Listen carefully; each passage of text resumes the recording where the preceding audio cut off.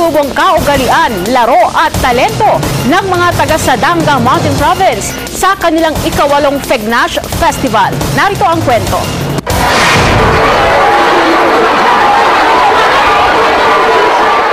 Nagtagisan sa katutubong laro na Shanggor o bunong braso ang kalalakihan.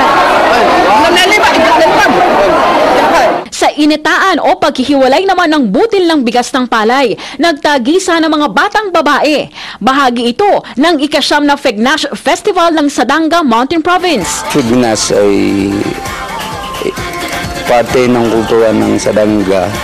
Part of culture kasi kung sa rice cycle, sa agricultural cycle ng Sadanga, after doon yung planting season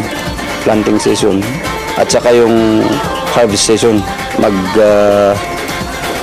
mag-celebrate ng community sa per household. Yun ay parang Thanksgiving ba sa kanilang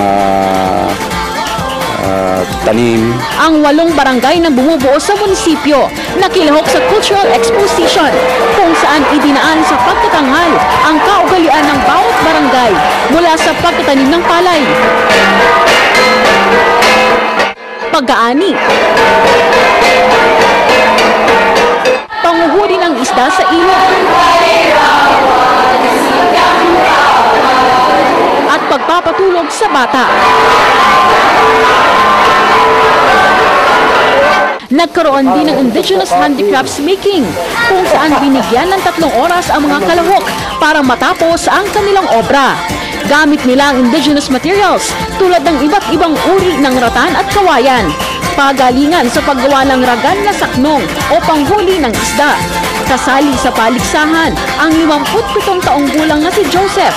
Hindi magamit ang isang kamay, kaya naman pati ngipin ay kanyang gamit sa paggawa. Yan nga, sa kanungan na. Sana, ano ka, ilako kas panik. Hindi po na sa tao nga. Hindi po na sa tao nga, kaya nantin si Justin, yan nakak. Mayroon ding paligsahan ng tugnov na botelya o pagdidisenyo ng mga bote na lalagyan ng payas o sugarcane wine at kapoy o rice wine. Igorot showdown naman ang pinaglabanan ng kabataan. Pinag-aralan po namin ang tradisyong ito para ipagpatuloy ang tradisyon ng aming mga ninuno. Hindi nagpahuli ang mga senior citizen.